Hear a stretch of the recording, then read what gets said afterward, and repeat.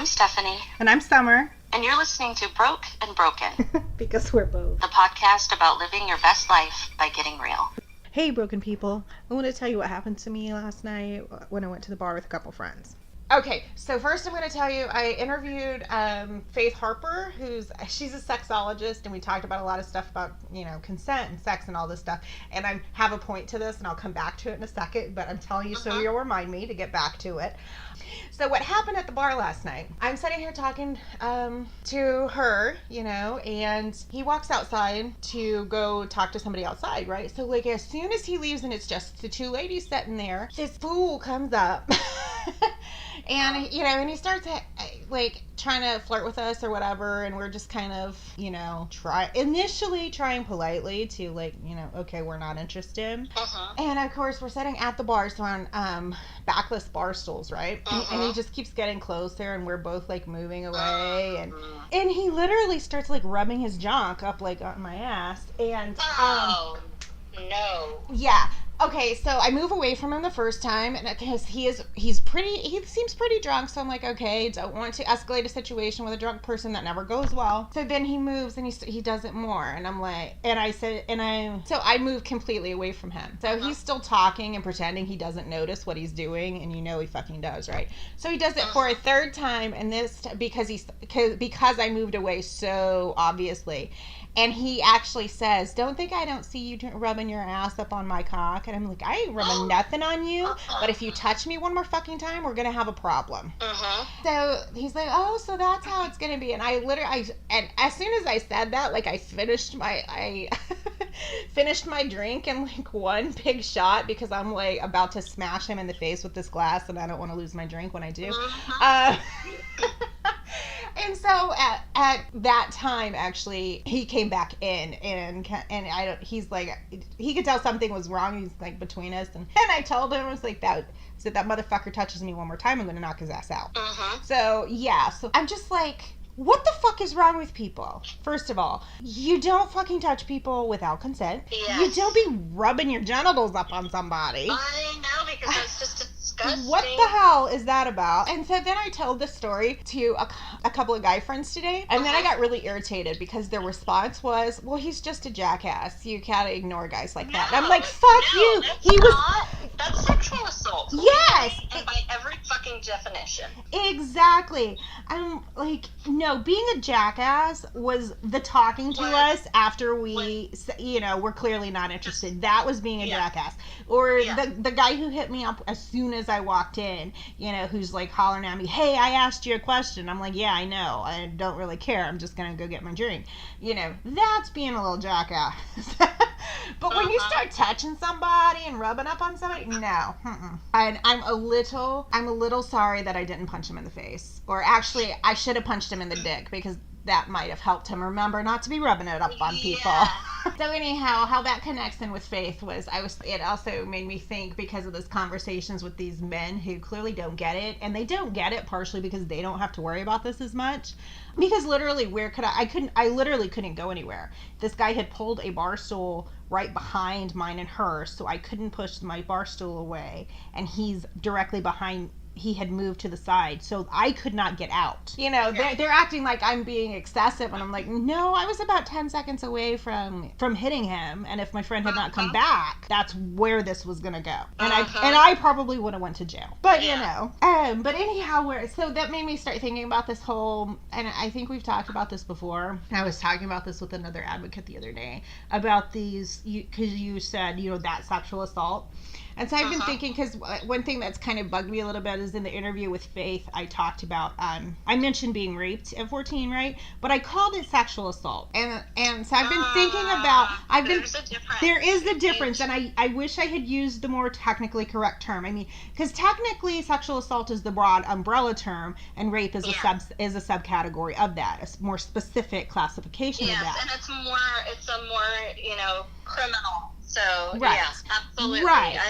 And I remember when I started, this whole advocacy thing 15 years ago, when I first started the peer assist and all of that stuff. At that time, basically everybody pretty much, for the most part, understands the concept of rape, right? You know, the lack of consent, whatever. But Yes, sexual and assault. what pissed me off is the guy in the camps. They're not calling it rape, but he put his body part in children's mouths, and that is rape too. That fucking pisses me off. Technically, that's sodomy. Okay, thank you. Yeah, but I just wish they would use the fucking right term. Use sodomy or use rape, but they're not calling it that when it's children.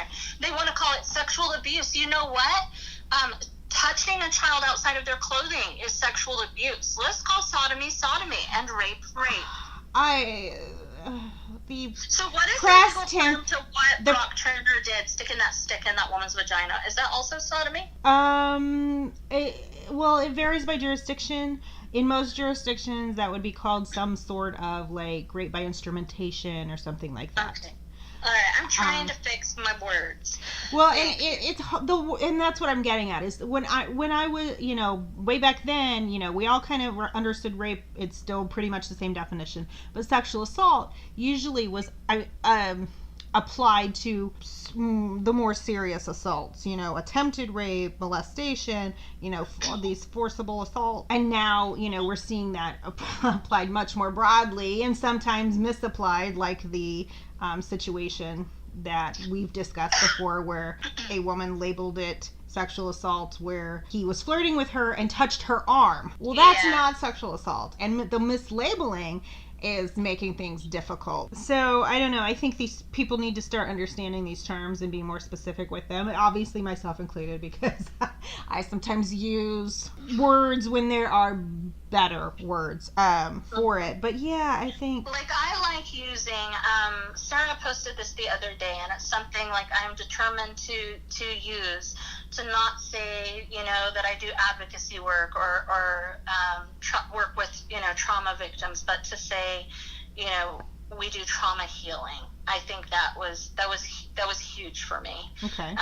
That was a big one. I really think our words are important. I think our words are powerful. All right, today we have Faith Harper. Faith, thank you for coming today. Now, your bio says you're a certified sexologist. Can you tell us what that is? Yeah, absolutely. Yeah, everybody always laughs and says, is that like a real thing? Yes, it's a real thing. So it was really interesting for me. I am a licensed professional counselor. I'm a board supervisor. Like, I teach ethics, all this stuff about this profession of mental health, but we really don't get a whole lot of training in human sexuality and human intimacy in our graduate work. Mm-hmm. I think that's something that we're really lacking. I know a lot of really good therapists that really don't know anything about that area, and so they end up getting into these situations where they don't know how to properly support the clients that are coming to them. And it's something that I started bumping up into early in my career. People saying, hey, I have questions about polyamory. I have questions about BDSM. Mm-hmm. And I was very fortunate. I was raised in this very shame-free way. You know, sex is natural. Sex is healthy. We can have conversations about it. You know, humor was used about it. You know, treated in the way that it should be. Right. And so I felt comfortable answering the questions, but I also realized I didn't really know a lot about some stuff. So I would have to go back and do more reading and do more studying. And I became the sex check as a therapist.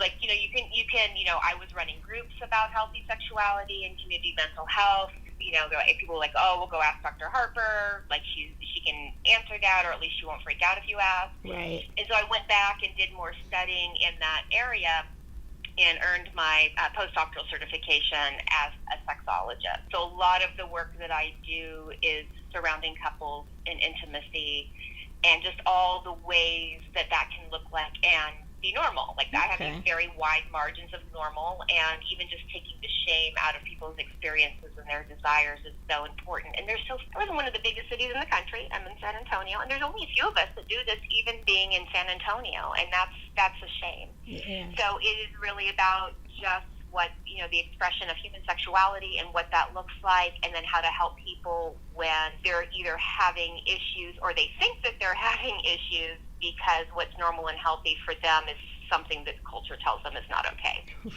Right. And there's that internalized shame. Right. So before I called you, I was watching the clip of the TED Talk on your website. Yeah. And I really liked how you started with a definition of sex. We have a problem in this country. This notion of sexy is a really big deal. We're inundated with these sexualized images all the time, but when it comes to actually talking about sex, we don't. We don't even know what it is. I mean, I looked up the definition of sex for this talk, and sex is defined as the act of engaging in sex. I didn't know what to do with that. So I thought we should start there. If we're going to have pragmatic discussions about sex, we should have a pragmatic definition of sex. And this is important because for human beings, sex is way more than a mechanism of procreation. Sex is a consensual act between one or more people involving stimulation of the vagina, vulva, clitoris, penis, testicles, or anus for the purpose of pleasure and social and emotional connectedness. We are all by nature of being human sexual beings. No matter what sex acts we are capable of or choose to engage in, we're sexual beings. And most of us do have sex, if you're using that definition, right? Well, and the funny thing about that is we had a lot of dialogue about that and a lot of discomfort about using the correct words from the underwriters for our TEDx San Antonio. Really? Do you really have, do you really have to use the word vagina? Well, I'm not. Did you want me to call it the honey pot? Right. That seems like a strange setting to have qualms about that, to be honest, because the whole point is supposed to be this openness and education, right? Right. But still the South and still worries. And I'm like, I'm a grown-ass woman and I'm an academic and I know my setting and I'm not going to push people. I mean, if the word vagina makes you uncomfortable, I'm super sorry. But I'm not going to be, overtly, just really in your face with stuff. And I mean, you saw it. It's right. There's nothing about it that's very, very challenging. No, there's not. But even just having the fight of let's talk about what sex is because it's so many things. It can be one person, two people, many. And it's about stimulation for pleasure of these parts of our bodies that give us pleasure when they're stimulated. And even just discussing that, and I have conversations all the time, solo sex is not an inferior form of sex. It's wonderful. And just, opening and broadening that up, because there's a lot of people that can't have penetrative intercourse for whatever reason, or don't want to for whatever reason, and opening up and realizing that we can have these active, healthy sex lives with ourselves, with others, in all of these different ways. And so just putting that out there from the beginning, and I do have to give one of the underwriter who was really concerned about it came up after the talk, gave me a hug, and she's like, "That was gorgeous. You that was really, really good, and thank you for being committed to doing it the way you wanted to do it and not letting me win." So that's great, because it really was good. But again, that goes back to this idea of secrecy and shame and all the things that make us uncomfortable about sex. Rather, I wouldn't have a job if we had dialogue about our human desires. So, I mean, it works out well for me. I have a job, but it's unfortunate. If we have these conversations, if we taught kids to communicate with I statements in kindergarten, I wouldn't have a job.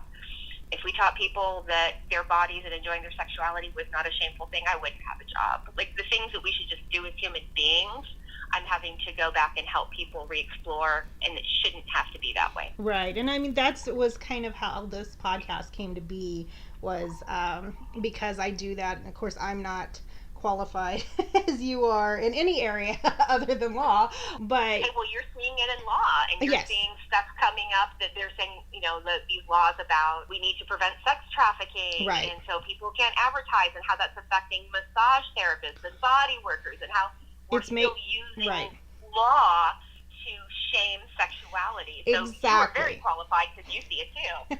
Right. And I do a lot of peer work for domestic violence and sexual assault survivors. And so we do a lot of this conversations about shame, and that's why we cover it up and we hide it, and sometimes we stay out of shame, and all of these things. And that's what I've been doing that for a few years now. And this podcast kind of grew from that. One individual who has, been in a couple of these, she kept pushing me to do this, because the whole idea is to push that dialogue back to, we do a lot of triage and, the crisis management, but we really need to open up these broader conversations, and like you said, teaching it to our next generation as small children, and removing the shame. So that's kind of what the premise of this is to, and it's not just about sex, about anything, to push back against shame and stigma. And one thing that I deal with a lot, and like I said, I am not a qualified mental health professional, so I'm constantly trying to encourage people to go see qualified professionals if they can. And one thing that I've mentioned on the podcast, for anybody who's heard the episodes before this, is, like I said, I am a sexual assault survivor. My first orgasm from manual stimulation was when I was 4 years old in an abusive situation. The first one from penetrative stimulation was in the context of rape. That fucks with your head. And I hear that from a lot of survivors. And so then not only do they have the overarching shame about sex, they also have all these issues about being a survivor and the shame attached to that. And they're afraid to talk about it. And they can't tell their partner, this is why I don't enjoy this. What do people do about that? Well, I mean, one of the big things is even just being able to talk through that experience. And I've worked with so many people who have had similar stories where, because they had this physiological response, that somehow that they wanted it, or they shouldn't be as upset about it, or they have somehow done something wrong because their body reacted the way bodies do. Right. And that adds to everything else, and is usually the part that comes out last. Like when other work has been done around it and we have good coping skills around it, we can talk about it without complete activation. That's usually the part they're like, and then there's this. Right. And even just having somebody, and people with lived experience are just as important part of the treatment team as clinicians, of saying, hey, you know what, that's super, super normal, and I'm here with you. And then, hearing it from somebody with lots of letters after their name, they're like, oh, okay, well, if this person with all these fancy letters says the same thing, maybe it's true. Right. And just like you said, just the talking about it, it's the silence that equals the shame. Like, this happens, and this is okay, and this is what bodies do. But a lot of people aren't aware of that. I had to explain it to a social worker just earlier this week, actually, and she was shocked. She had never heard this, and like, you're almost 30 and you've never heard this. That's a problem. Yeah. Which also goes back to our lack of training in our clinical program, and the fact that we don't have these conversations, and there's not people coming out saying, hey, this was my response to my assault. And that, and that is true for so many other issues. I have a client who is bipolar, very, very stable, but as he gets a little bit more manic, his sexual interests get broader. Okay. And he was very anxious about that. Like, hey, I'm experiencing this. I'm like, well, that's super, super normal. As we become more hypomanic, sexuality is slowed across the lifespan anyway. And as we become more hypomanic, our interests sort of get a little bit bigger too. What you're experiencing, that's really all he needed. Oh, that's normal? Totally normal. Oh, okay, cool. And sometimes we just need that. We just need to hear, this is not like I'm alone in my fucked upness. That this is a very normal experience. This is what bodies do. This is what brains do, and it's okay. And if we can talk through that, a lot of the healing can come in that experience of, sharing these stories, and then also, because I give people, exercises and things to do, which help if they're struggling in their intimate relationships after abuse. But even saying, okay, so this is the response that I'm having right now, and this is why, also makes the exercises work better, makes you more likely to try and do things, that otherwise, like, I don't like this feels icky and gross because I really hadn't worked through everything yet. And so the getting better part works so much better too. The book of mine that I wrote that's been doing super, super well is about how the brain wires in a trauma response, and why it very much is an injury of the nervous system. There is a physical wiring component to this. And people were like, oh, now I get it. Now, like, the therapy shit makes sense, and the getting all these things make sense because I understand how the brain is working. And that came from so many years of saying, okay, let me give you like 5 minutes of brain science. Let me help you understand where your response is coming from. And people were like, well, then why didn't anyone tell me that before? A lot of people don't understand it well. They don't know how to explain it simply. And the book came from that place. And the book's done really, really well because other people needed to hear that too. Like, this is what's going on. This is the why. And so this is why when I say try this, there's a reason reason behind it, and this is what we're doing to help your brain develop a new normal. And then understanding how people's responses are, and then we can sort of create strategies around that. There's a lot of people who are sexual abuse survivors. Some people don't want to ever have sex at all. Right. And or some people, of us become hypersexual. Right, exactly. And some people, because it feels like this re-empowering, if I'm saying yes, exactly, and now it's okay, and their body's really still saying no. And they're very disconnected from the experience. And so we have to do work around that. I had someone who she would have whatever sex her husband wanted, but she wasn't engaged in the process. Oh, okay. And he was like, I want to have sex with you, not on you. I want to do something that is for you. And she was just like, you know what, do whatever you want. And he's like, no, I want to do whatever you want. But because of her abuse history, she didn't know what she wanted. Right. And we were having this conversation, and I use a lot of sensate focus exercises, but adapt them to people's needs.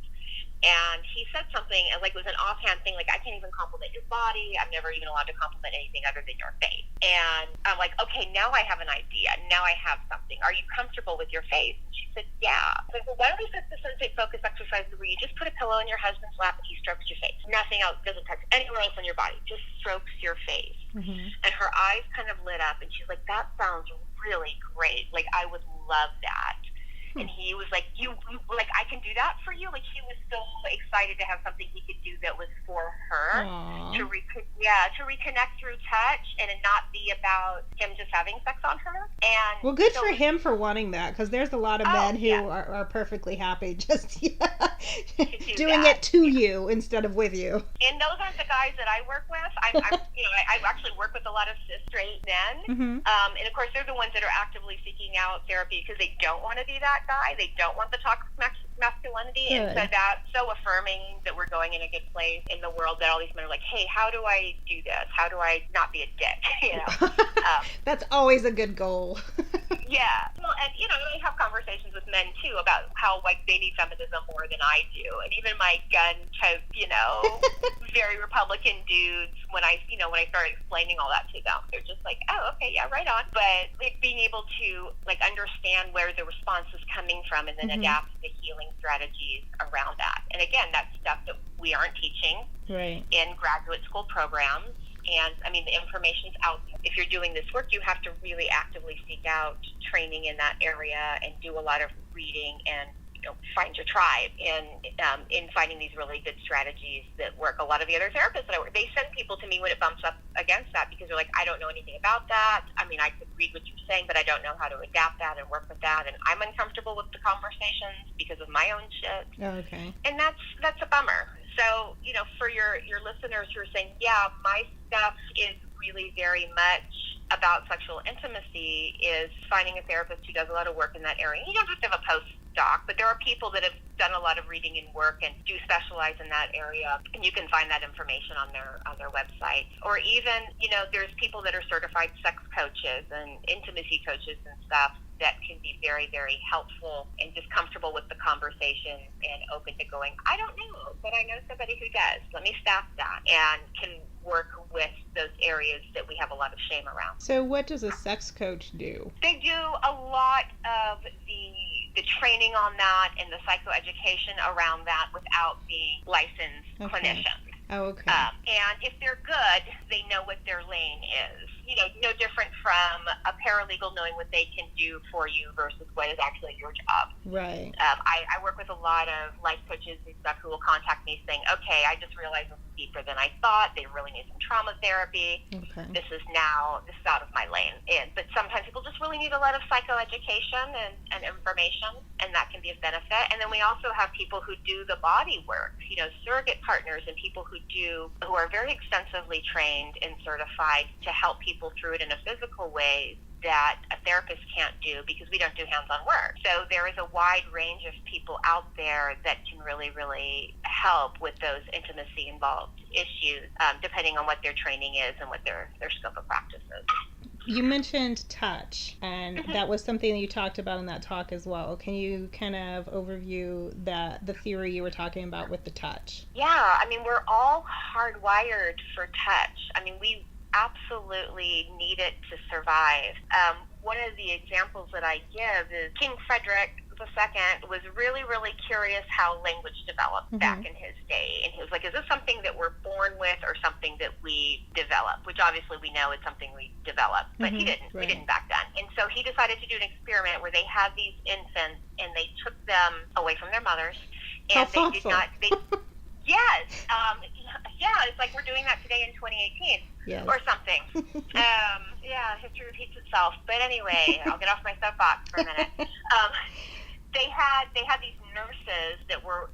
all of their physical needs were cared for, so he thought like they were fed, they were changed, they were kept clean, but they weren't talked to, like they weren't, carried and cuddled and talked to and cooed to the way we do to babies, because he wanted to see, will they start spontaneously speaking or will they not know language?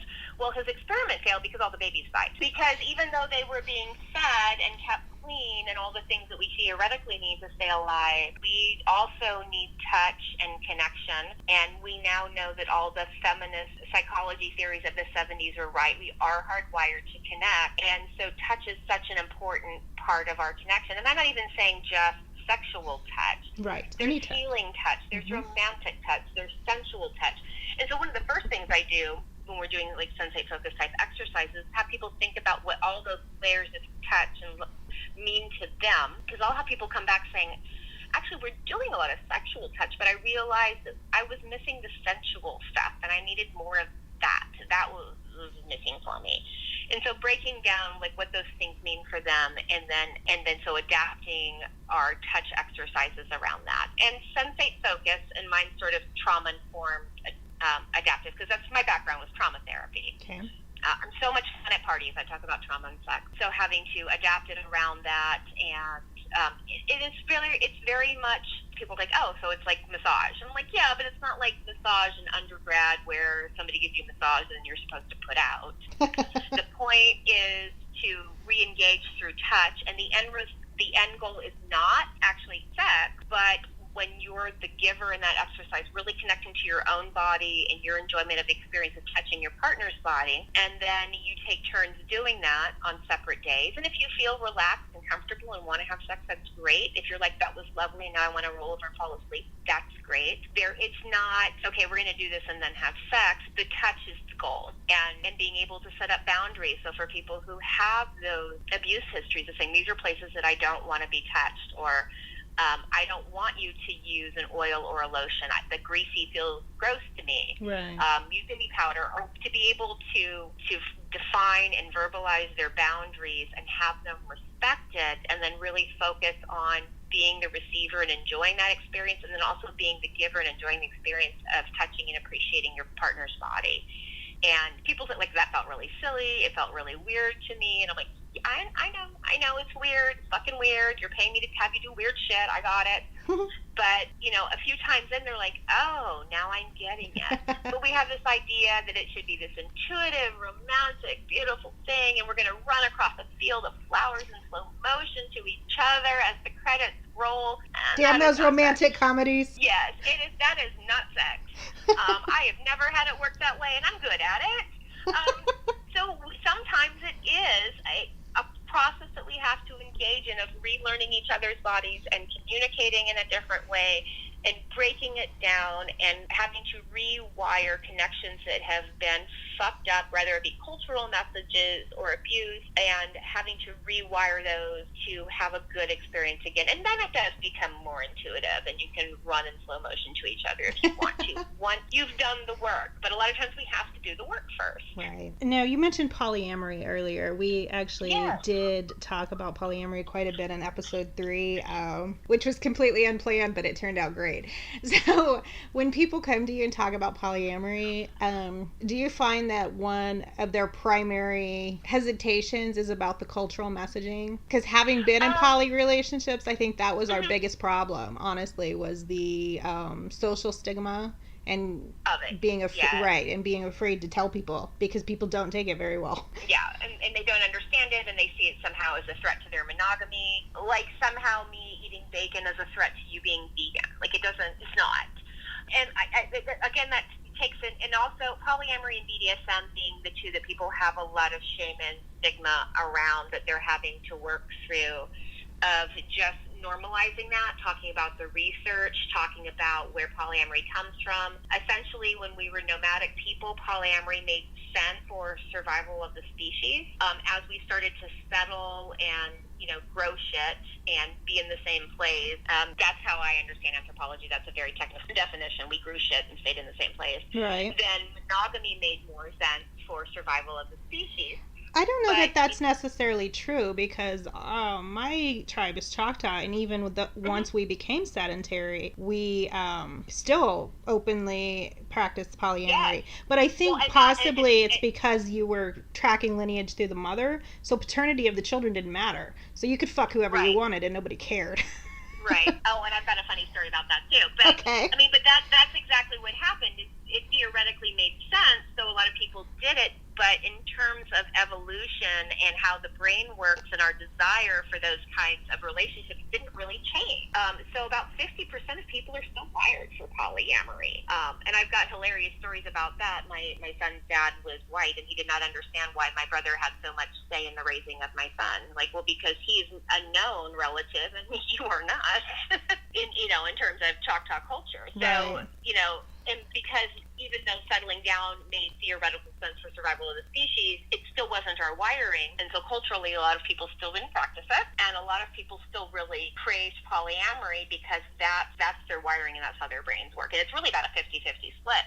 So that's why some people are just really hardcore monogamy, and some people are not. And it's not a bad, because a lot of people are like, oh, well, it's bad, and I just can't be happy with one person. And you have to do what's right for you, and you also have to do what's right for the relationship. I also know people that are poly, but they're like, it's not good for this relationship, so I'm choosing not to do that. That's part of who I am, and I accept that. But for this relationship, that would not be okay. So you can also be poly and decide that in this particular relationship and circumstance, that's not acceptable. And I think that Choctaw have done a lot of that, too. There were plenty of people that were still monogamous because that's what they want to do. Exactly. But culturally, the polyamory was still okay, and like you mentioned, just how we raise our children was very much about that's a possibility.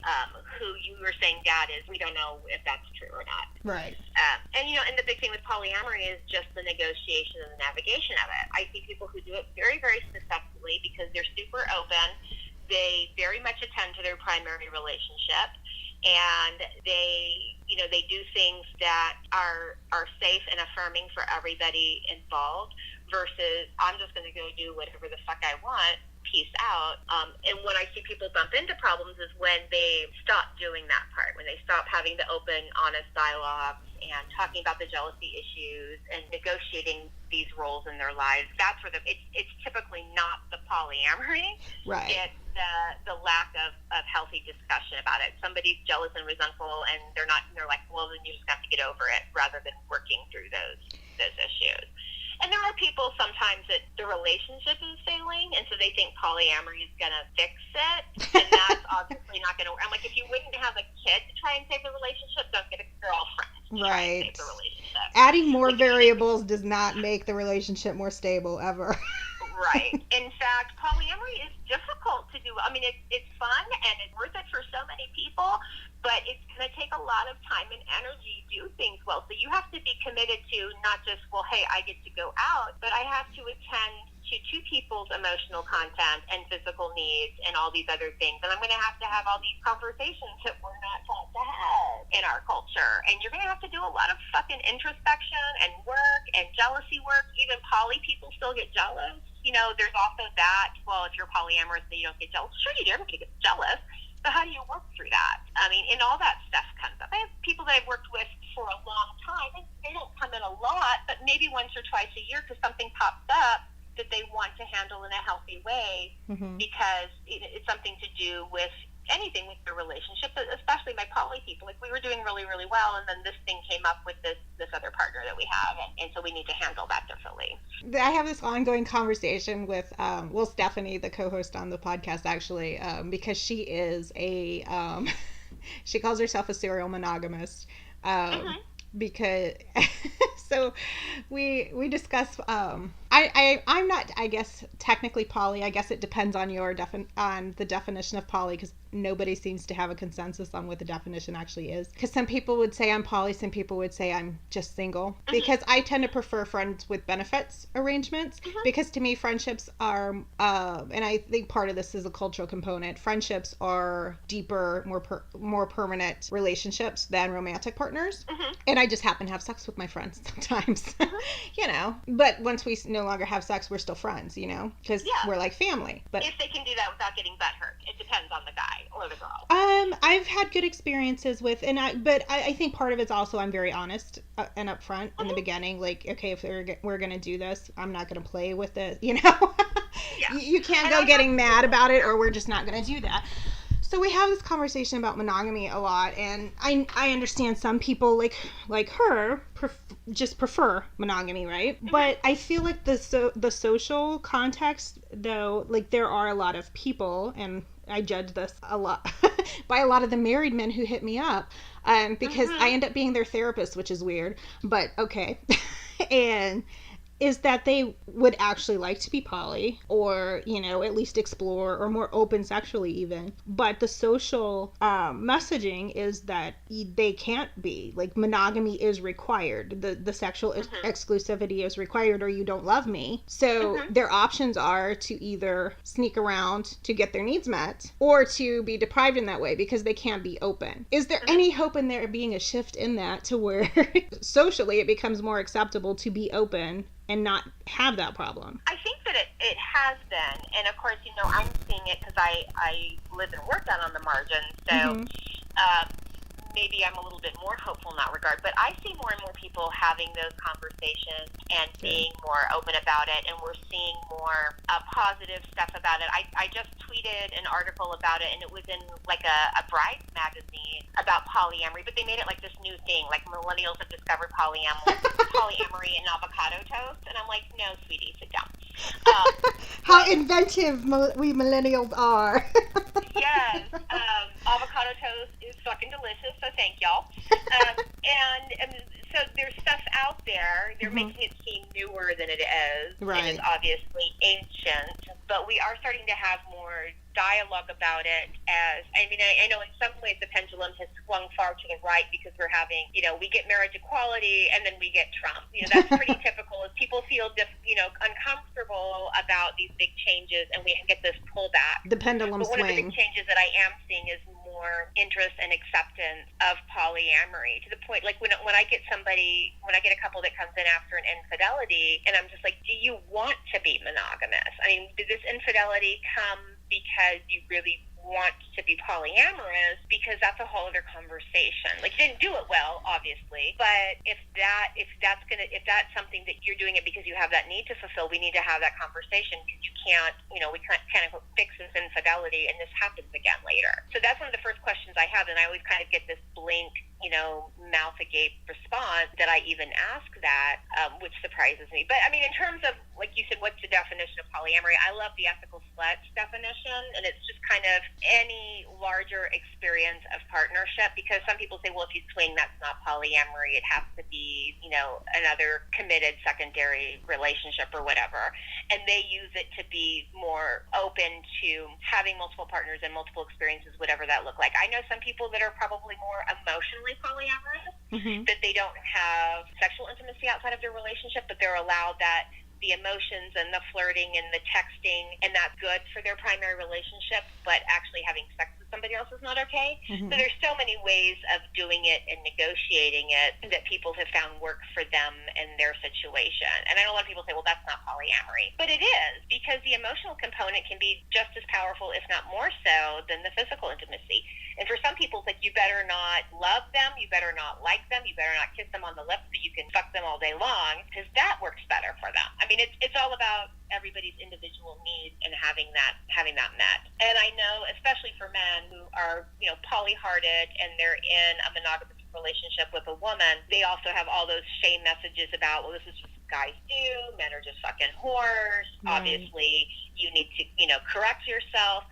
versus saying, hey, I have these urges and these things that work better for me, and I want to have those conversations, and finding ways to negotiate that, which doesn't necessarily mean blowing the relationship wide open, but figuring out how to have those needs met, and we're having an honest conversation about it, working with somebody who is not going to shame my experience. And that is so powerful to be able to do that. And I've seen people like have to very much baby step themselves into opening the relationship. One person really wanted it, the other person wasn't sure, lots of jealousy stuff, but working through that and being able to open a relationship where one person didn't feel resentful and the other person feel guilty. And I've seen people do it very successfully. And it's fucking hard, but it's amazing when people are that open and vulnerable with somebody that they love to say, this is what I want, and it's not about you. It really isn't. It's not that you're a failure or you're not doing things right for me.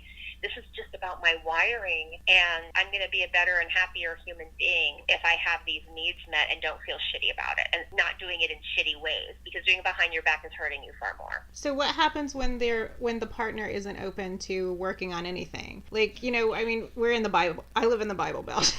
Me too. So there's a lot of, you know, religious shaming, and I hear, and there's one person in particular that comes to mind, but I've heard the same basic story over and over again from couples. They, you know, they love each other, great marriage, great relationship for the most part, had a good sex life prior to getting married, got married, and now I've got you. I don't have to have sex with you anymore, because there's the internalized shame of women aren't supposed to want sex and all of this, right? So she doesn't really actually want sex because of she's internalized that. So now he's in a situation where he's not getting his needs met. And I mean, and when I say sexless, they might have sex once, twice, maybe 3 times a year. And, you know, for years, this has been an ongoing situation of trying to talk about it, trying to figure out, and he wouldn't want it took him years to start seeking sex outside the relationship. He doesn't actually want sex outside the relationship. He wants sex with his wife, but he can't get sex on a regular basis with her. But they've gone to the church, they've gone to family members. Everybody says, you're married to her, you just have to deal with this. And if you do anything to change this, then you're a horrible person.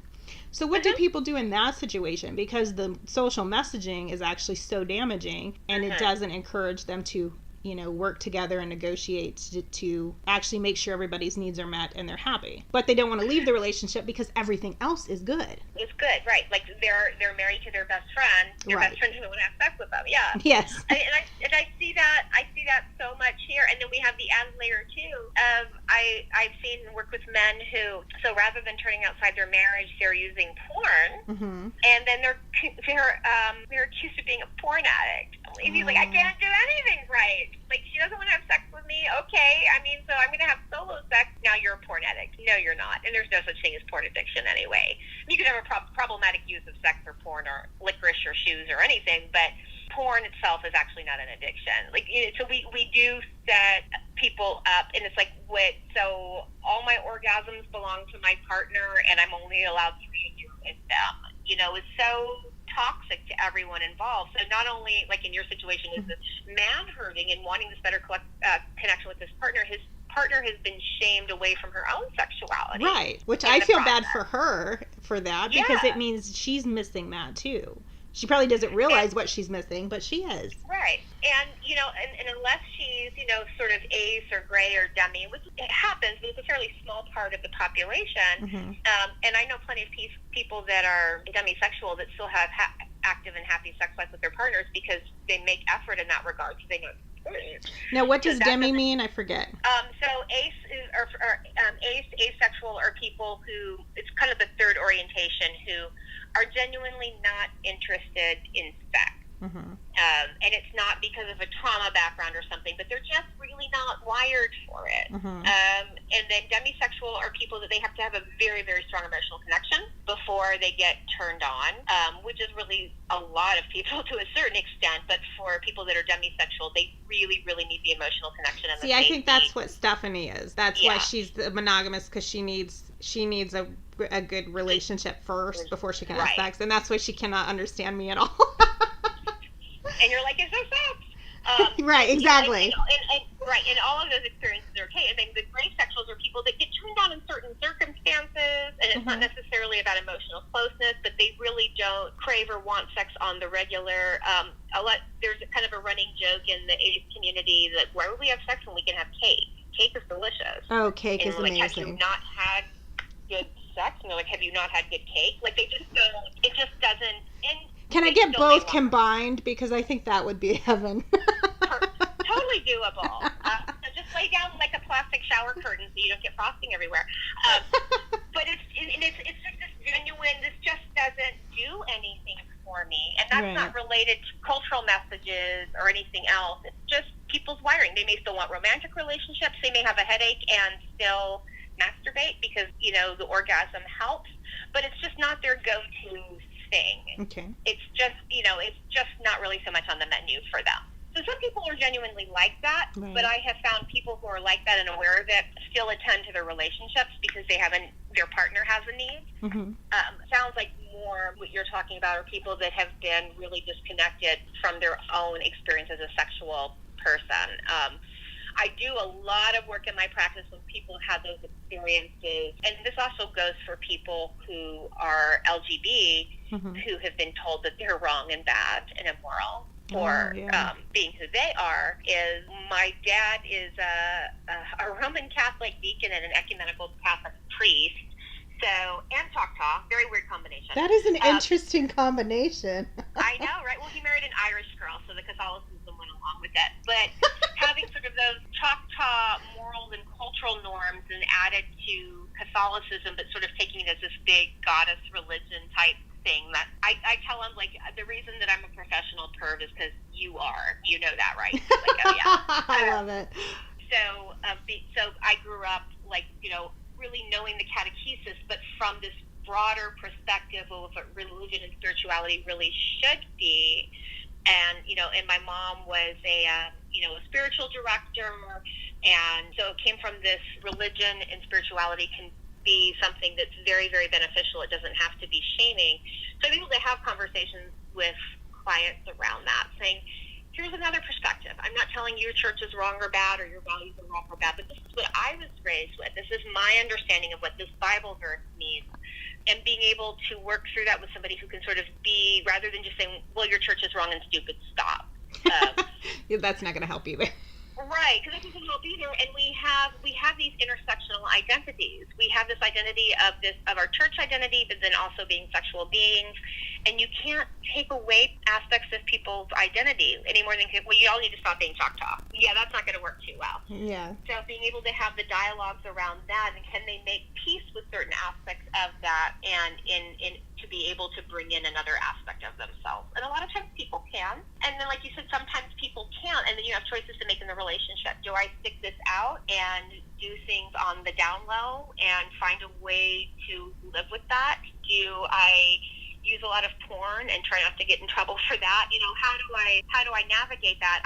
I don't want a divorce, so how do I figure this out with somebody who's not willing to have the conversation? And that's individual for everybody, and I always hope that people are willing to have the conversation. And it's helpful to be able to have that conversation with somebody who can speak the language. My dad did grow up Church of Christ, so he can definitely speak to that as well, but then coming in from the other perspective of having this bigger expression of what God's love is and how humans interact with each other. You said you saw my TED Talk. He called me right after. They were watching the live stream, and he was laughing because the story I tell about him and my mom is true. I love that story. Yeah, and I can share it with your audience. But he's like, I love that you told that story, and I love that, like you didn't even have to, embellish it. And he said, hey, if you're doing any other talks and you need me to do something pervy, so you need a story, just tell me and I'll hook you up. See, that's how I was raised. I was raised in a family that were, even though we did have, because I'm a preacher's kid in an evangelical-leaning family, so we had the, the religious shaming in the church, but I also had very, very Choctaw family. And so, yes, we were open. There was openness and comments like that all the time. So I think that's why I can talk to anybody about anything now. Yeah. Because, why hide and lie about this stuff? It is what it is. Yeah. And, just saying, being able, I didn't have to go figure that out for myself later. That was very much a blessing to have a family where those conversations were open. When my brother married his husband, my father performed the ceremony. Aww. And so you don't have to lose one aspect of your identity to, make somebody happy or to control another. We have these big, expansive lives and can do all of that. But, so if any of your listeners go back and check out the podcast, they'll see the story. But the short version is we were just talking about just the grace of humor is what the story is about, and how open conversations and using humor can really, really help. My mom passed recently of her cancer, but she lived with it for many, many years, but was pretty sick. In order to manage it, had to take chemotherapy, pretty regularly. And I was up in California for her birthday, and she'd had a great party and had a good time, but, got hit pretty hard because her body was already pretty tired. And she was kind of, she was shaking, and she was really struggling to get in the car, and you could tell she was embarrassed by it. Not that anyone was upset or pushing her, her own internal, I hit my wall, and now I'm holding everybody up embarrassment. And she's kind of shaking and trying to get in the car, and, and then my dad just turns to her, and he's like, I know, baby, I know. You want it. You want it bad. You shaking for it, girl, but you're just going to have to wait till we get home because the kids are in the car, girl. That's nasty. and how that was just, first of all, just, the epitome of their 40-plus years marriage, but made her feel better, was a fun way of just showing that they're still sexual beings, even though all these other things were going on. And it's just indicative of how my dad is. And if we could just, have those kind of open conversations, there wasn't really depth or seriousness to it. But it just made the whole situation for her better, and it was cute. If we did more of that in the world, we would not have nearly the problems that we have. I agree. Just be more open. So have you seen this meme, or I guess it's actually a screenshot of somebody's post that's going around about the clitoris? Calling it the devil's doorbell. Oh my God, the devil's doorbell. I love that. Okay, so I'll read it because I don't know that everybody's seen it. It says, girls who masturbate, the clitoris is not meant for self-pleasure. It's meant for creating a child, you morons. Do you know why you feel like garbage after you masturbate? Do I? Yeah. That's because I never have. That's because your clitoris is sending bad chemicals to your brain. By touching yourself, you are killing your body. That's the devil's doorbell, and if you keep pressing it, soon enough he will answer. First of all, I'm going to slam that door shut because I'm not done, and I'm just going to keep ringing it, okay? But what's your comment on that? Because I've been loving the responses to this. I had so many people tag me in that, on my wall. Anything going around about sex, everybody says to me, you probably have the same experience. Yeah. We're always the slut friend of any group we're in, right? Of course. Yeah, and it was just of course, there's obviously apparently you don't understand anatomy, but then even that children masturbate in their mother's wombs. That's because it feels good. And are you saying an unborn baby is what? I don't. That's the true original sin. Yeah, I just head desk. And and then my kids were raised very openly, very differently, and the conversation. We always had the discussion. There's a difference between secret and private. You don't keep secrets. If somebody tells you to keep the secret, you tell mom. Mm-hmm. Private is there's lots of things that we do that aren't about other people, and so my daughter as a toddler would have her hands up her vulva while she was watching Sesame Street, and I'm like, that feels good. That's fine that you do that, but that's something we do in our bedroom or we do in our bathroom. We don't do in the middle of the living room. Mm-hmm. Yeah, okay, and just being able to have those conversations. If more kids were encouraged for solo sex, we would have far less problems with aggression. I mean, just fucking grumpiness in general. My poor son grew up with, I'm like, you were in a bad mood. Why don't you go take a long shower? Use all the hot water that you want, but don't come back into the rest of the house until you're done being grumpy. And just being encouraged to do that as a natural expression of their sexuality, and they're far less likely to get in trouble with other things if that's a good option for them. And even just the anatomy of like, what do you think that a clitoris does exactly? Like, we're actually more evolved than men if you look at it, because that is just for pleasure, unlike the penis. I've got money on whoever wrote that would know how to find the clit if you gave them a fucking map. I know, right? Yeah. Let alone what to do with it if they did find it. Yeah. Apparently they think it's something else entirely, which... Obviously. Well, and, and that's something, too, that a lot of, sex coaches and body workers and stuff do was... There's a really good documentary, and it's about surrogate partners, and Cheryl Cohen Green is in it, and she's the one that the movie The Sessions was based on. And the documentary you can find on YouTube. It is called The 40-Year-Old Virgins, which is not the Steve Carell movie. Okay. But there's a scene where she's going through with the guy that she's working with, and she's using a book that just shows all the different, it's just pictures close up of vulvas and all the different ways that they can look, and like that's where the clitoris is. But then, this is a full-blown rose vulva, and and just people don't get that as an education. There's a lot of people who don't even know what vulva is. Like, they don't understand the different parts, let alone what they look like. And I've had people tease my son uses the correct word because he was taught to. Okay. And they're like, they'll say vagina. He's like, do you mean the vulva? And they're like, I what do you call it then? He's like, well, why are you calling it the wrong thing? Right. Because that's what it's called. We're talking about a vulva right now, not a vagina, right? Okay. And it's like, you feel more comfortable with the word pussy than the correct term? And like to him, it's just so odd that people are so freaking fucked up about it. I agree with him. And then people, and he's 18 and he's been using the correct word all along, and he's like, what are these people's problems? But they think he's weird because he knows and uses the correct language. That's just so symbolic of society. The 18-year-old boy calling it the right thing is weird. Right. I don't understand grown men who don't even know, like you mentioned, all the different ways it can look, all the different, some people have more outer labia, some have, grown men who don't know that. It baffles me. Like, I was probably 30, I guess, and when this finally occurred to me, and it happened because I was in the middle of having sex with someone, and literally he stops and he's like, why does it look like that? I'm like, what are you talking about? Because what does it look like? What? Yeah. I know. I stopped him like, what are you talking about? And he's like, it's dark. Why is it dark? And you have all this. I'm like, you've only been with white women, right? He's like, yeah. I'm like, okay. We're not all, light and pink, and some of us have more on the outside. It's perfectly fine. It's not broken. It's not going to bite you. It might. But... I'm like, but if you keep looking at me like I'm some sort of, science experiment, I'm going to kick you in the face. So I need you to stop that. You're killing the mood here. Well, that's another, and of course, porn can be very beneficial. A lot of men have learned about the vagina and the vulva from porn. Right. But that's why, really good quality, feminist porn kind of stuff can be really beneficial, because then you see all the different ways that the bodies can look versus sort of the traditional model where everybody has a landing strap, if anything at all, and everybody's waxed clean. Yeah, and stop asking us to do that shit, because the ingrown hairs and the itching.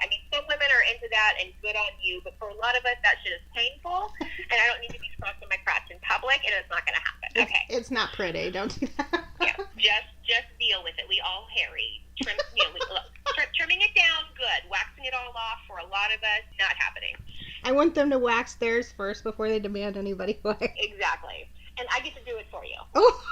Ouch. Exactly. Gotta pull it really slow, aren't you? And if that's the visual images that you saw, that's what you respond to. And that's okay. It's not bad or wrong to respond to a certain image because that's what you saw and that's sort of what you raised your penis on. But it's also okay to go, then there's a wide variety of experiences out there, and to be open to enjoying all the ways a woman's body can present itself. Just like for those of us who enjoy penis, there's lots of different ways that penises look and curve and act, and enjoying None all of them look ways. The same. They're all different. Yeah, thankfully. And I know you guys all think they're like gold tipped or something, but you're not as special as you think you are. It's fine. And I have generally noticed that the better the penis is, the less they have to brag about it. So if you've got good dick, you should come out and prove it. Oh, that's true. Yeah. And everyone should be aware that when you send those unsolicited dick pics, all of our friends and our sisters see them. Just so you know. And we like to, we can be a little mean. So just be aware that that's what's going to happen. I wrote a blog post about dick pics a while ago. Yeah. So why do men send unsolicited dick pics? What is that about? Well, I'm just reading David Lay's book called Ethical Porn for Dicks, which is fantastic. He does kind of talk about the dick pic thing and sort of maybe some of the ideas of where it comes from, because gay men do it, and it's fine. So, like, men are visually stimulated, and they're like, hey, I enjoyed this for myself, so why wouldn't this woman enjoy it if I send it to her? And generally speaking, like, some women are perfectly content to get it. Let us ask. Right. Like, I don't mind getting them if it's somebody that I'm that I know like that. I mean, honestly, it doesn't do anything for me, but if he enjoys taking it and sending it, fine, whatever, send it to me. Whatever. I'll humor you on this one. But yeah, if I didn't ask or I don't know you like that, don't send it to me. Like, I don't want to see that.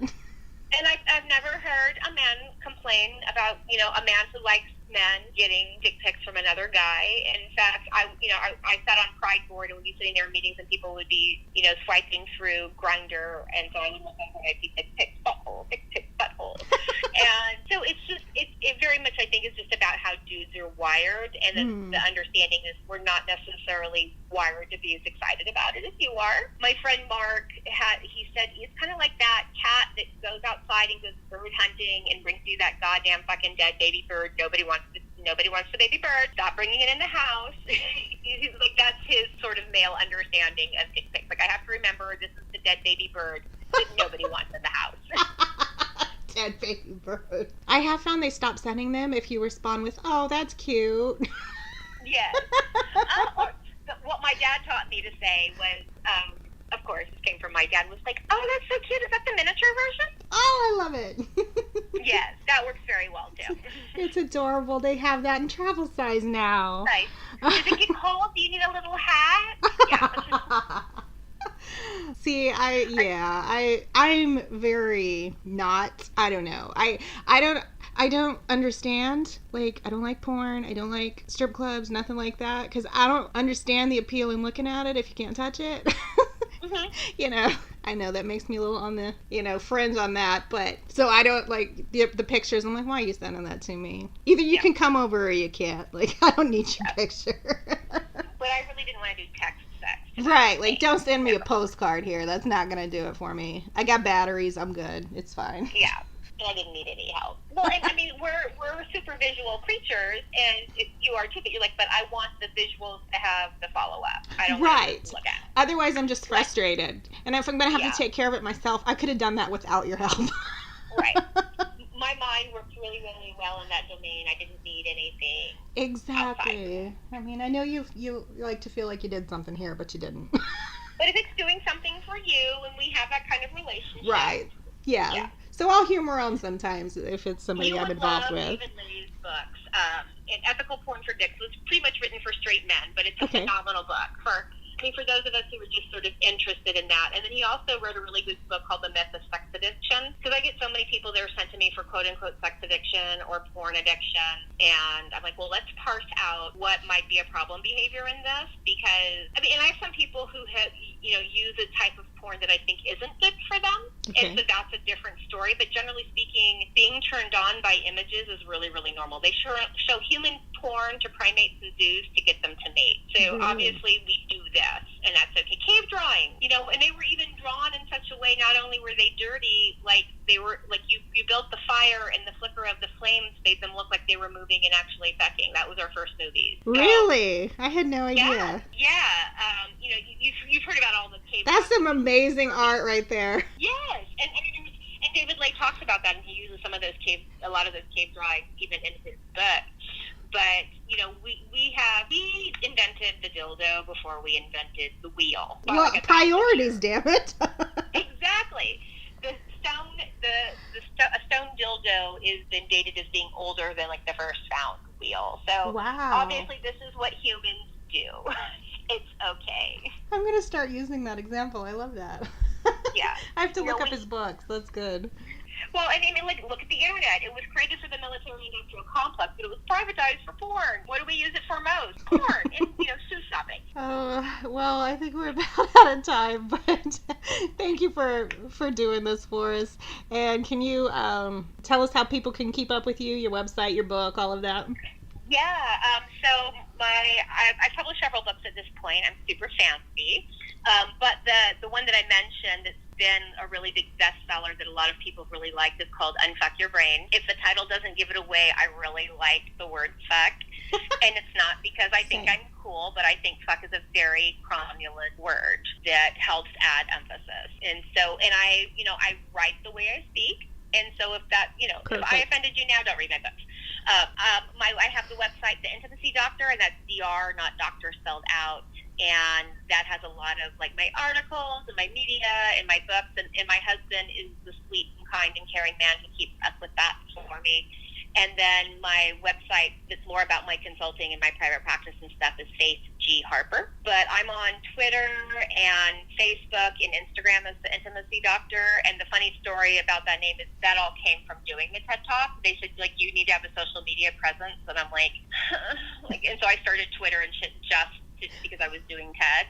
And I was being a smartass. And I'm like, I don't know, the fucking Intimacy Doctor or whatever. And now it's stuck. And it worked. So that's how you'll find me online. And I'm actually, my book, which is actually about sex and relationships, which is called, unimaginatively enough, Unfuck Your Intimacy, because we couldn't call it Unfuck Your Fuck. That would be confusing. Or Brain Your Fuck. It's coming out next spring. It's in the spring catalog through my publisher, Microcosm Publishing. And they're probably thinking right now, why are you on a podcast instead of sending us your edits? Stop fucking around. So yeah, my next big book with them is actually about sex and intimacy and relationships, and a lot of bite-sized pieces of talking about what we're talking about today and the stuff you're doing in general, of just like, hey, this is what it means. This is what being asexual means, and that might be you, and that's okay. And this is what it means to be gender nonconforming, and that might be you, and that's okay. And this is how to, navigate consent and boundaries in relationships. And this is how to talk about BDSM in relationships. And just all those little bits and pieces of adding really good quality information, because there's so much misinformation out there, and giving people a really good starting point to figure out what lights their brains up. All right. Sounds good. Thank you. You can contact the podcast at brokebrokenpodcast@gmail.com. The Broken Podcast can be found on Twitter @BrokeBrokenShow, on Instagram and Facebook @BrokeBrokenPodcast.